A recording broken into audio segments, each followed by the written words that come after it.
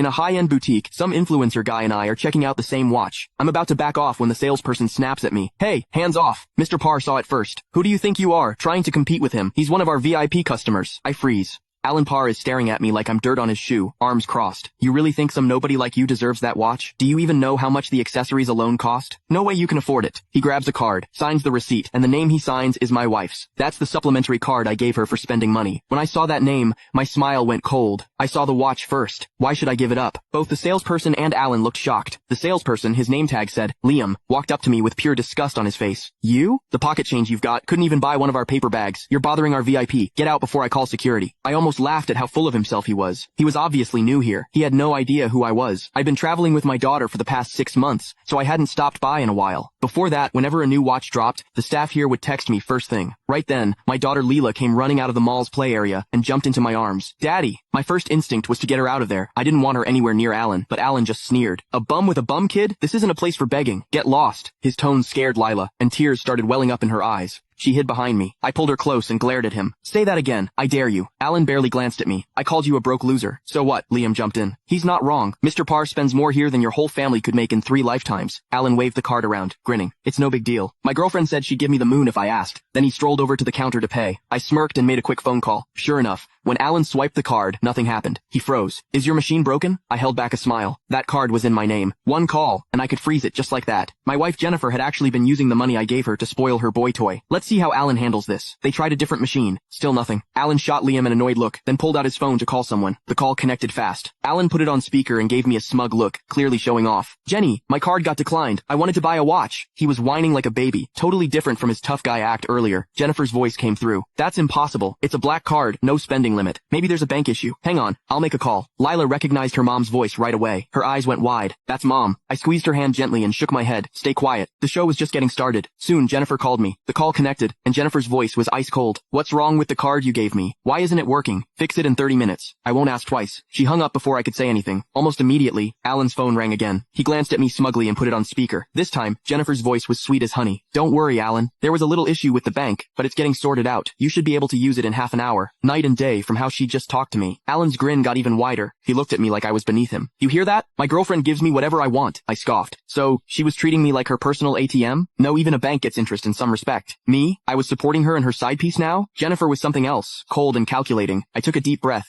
pushing down my anger. I'd settle the score with both of them. I brought Lila over to the lounge and sat down, calmly watching Alan. Let's see what happens in 30 minutes. Liam noticed I hadn't left and came over with a frown. Why are you still here? Leave already. He looked me up and down like I was trash. People like you drive away my real customers. I looked up at him calmly. If he can't buy it in 30 minutes, I can still get it, right?